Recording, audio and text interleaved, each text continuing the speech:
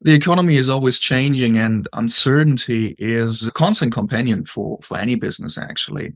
And the question is, how can you prepare to weather economic storms and prepare for new challenges and come out on top? So that's what we're talking about today. There's no doubt about it that we already are in a current state of global economic uncertainty. We already see indicators of potential recession, such as high unemployment rate, low consumer confidence. We see decreased consumer spending. We have high interest rates. Cost of living seems to have gotten out of control. Businesses holding back with investments.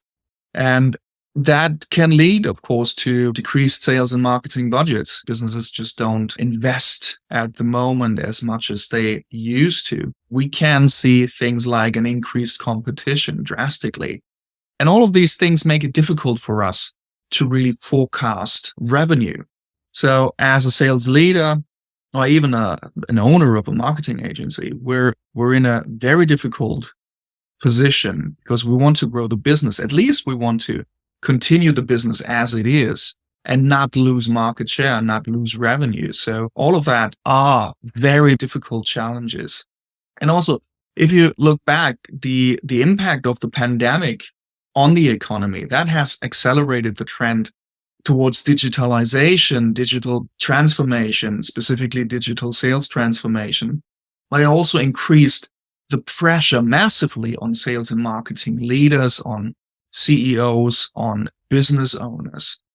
Many traditional sales and marketing strategies may not be as effective as they used to be. So we need to find a common ground. We need to find a balance of strategies that we know, new strategies that we will bring in, and the transition phase, what we've done so far to what we will be doing differently in the future. Some businesses might be too stuck in their comfort zone, relying on strategies that have worked in the past rather than adapting to the current climate. And this can lead even to an extension of the business.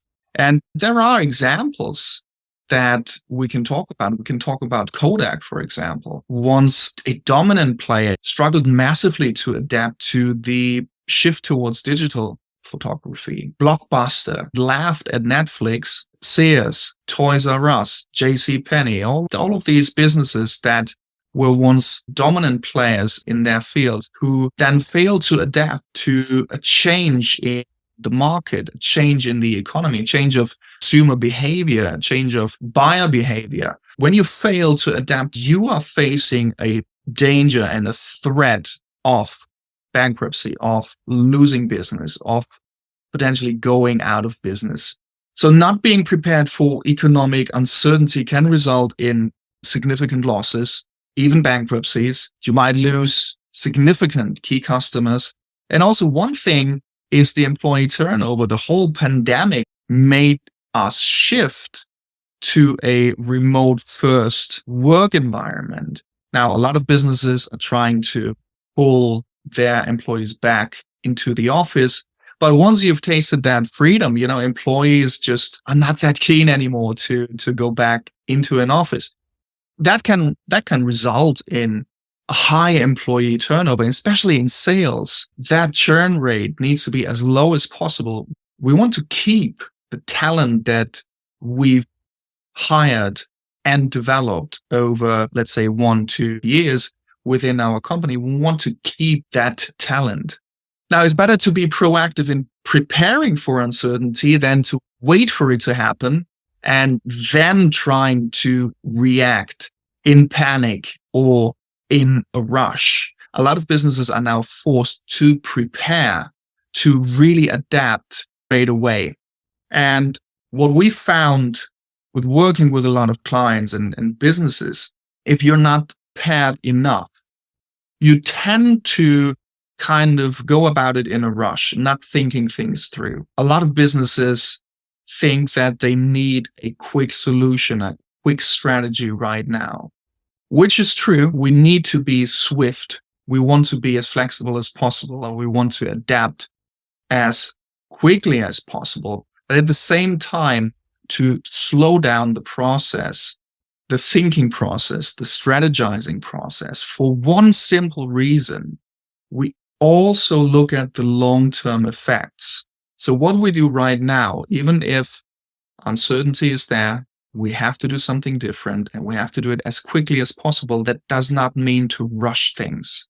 We still need to take the time to look at the overall business strategy, to look at the marketing strategy, the sales strategy, what has worked, what hasn't worked, and what will work in the future in this economic environment.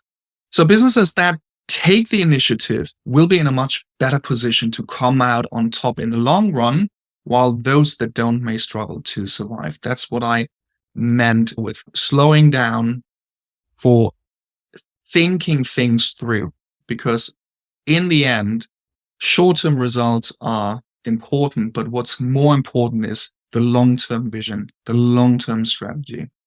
If we mess that up in the short term, like Blockbuster, like Kodak, if we mess that up in the short term, we face the threat of severe business disruptions. So we want to avoid that. One significant way to adapt to changes in the economy is to build a resilient sales and marketing strategy. A resilient sales and marketing strategy is one that is able to withstand and adapt to changes in the economy and the market.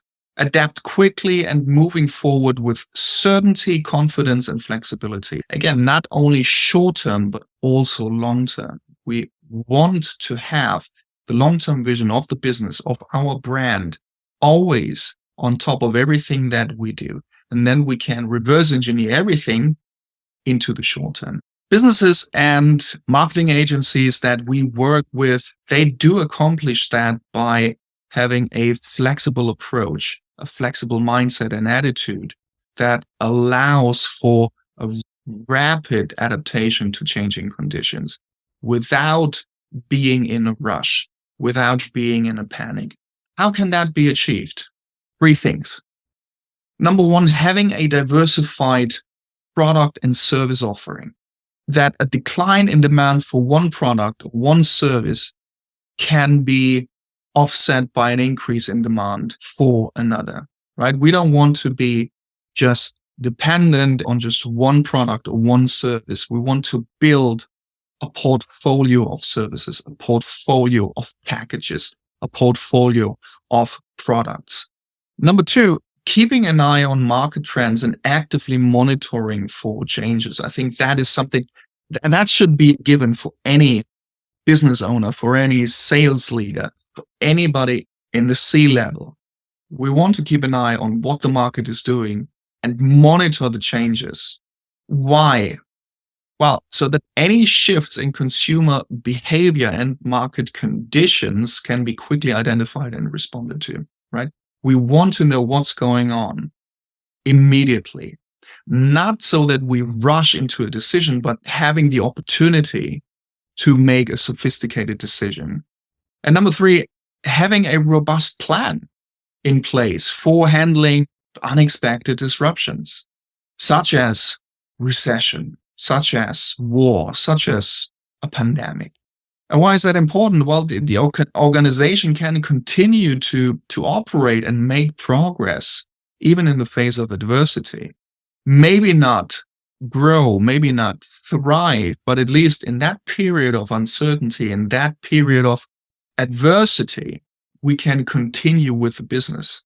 Now, also, one point I would add to that: in times of adversity, in times of economic instabilities and uncertainties, if you keep the level of your business where it's at right now, that is the best outcome already.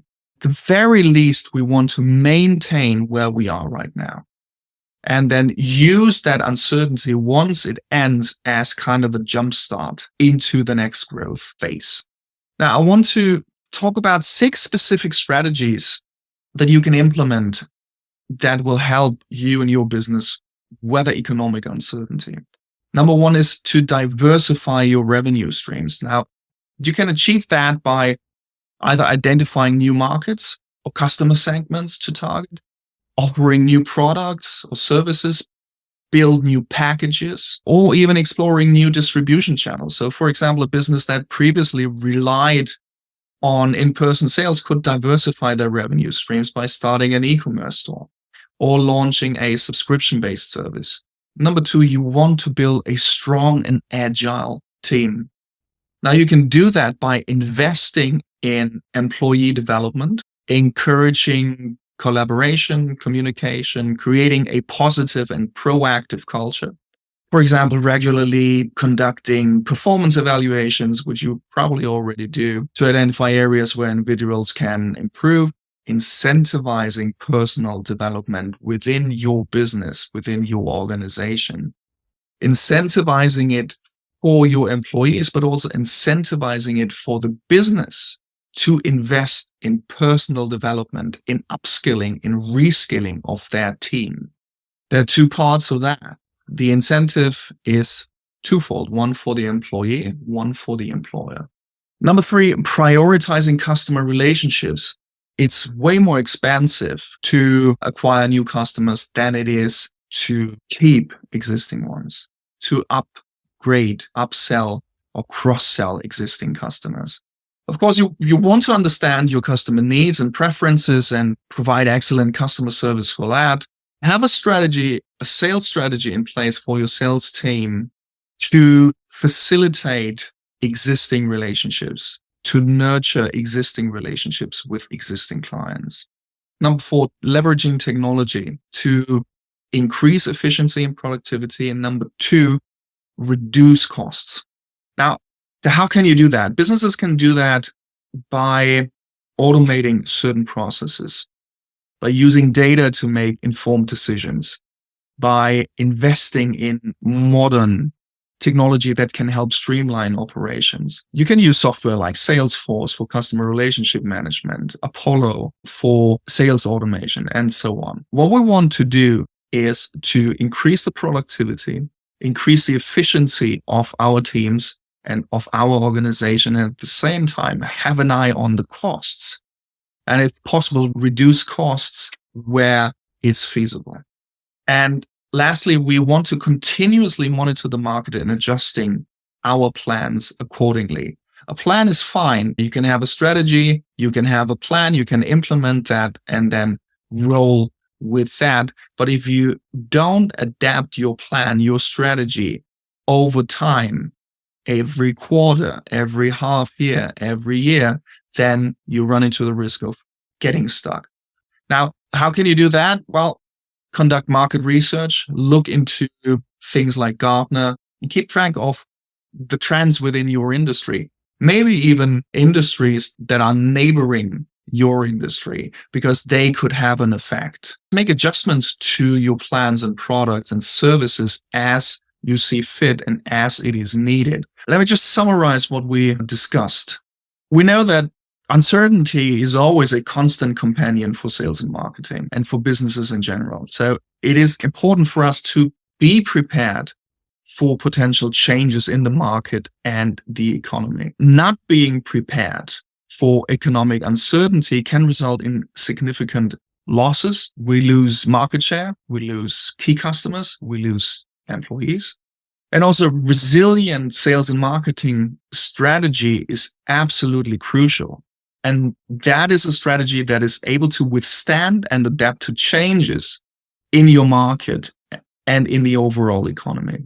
There are certain specific strategies that you can implement, which includes diversifying your revenue, building a strong and agile team, focus on existing customer relationships, leveraging technologies to increase productivity, increase positive outcomes, reduce costs, and also continuously monitor the market and adjust your plans accordingly. Failure to adapt to changes in the market and the economy can have severe consequences for your business and for your organization.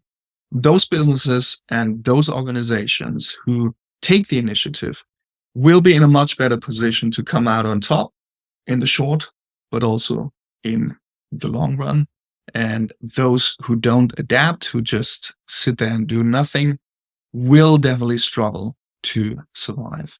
That's it for today. If you have any questions about any of that, please feel free to leave a comment below. If you need support in implementing any of that, please get in touch with us through our website or through email.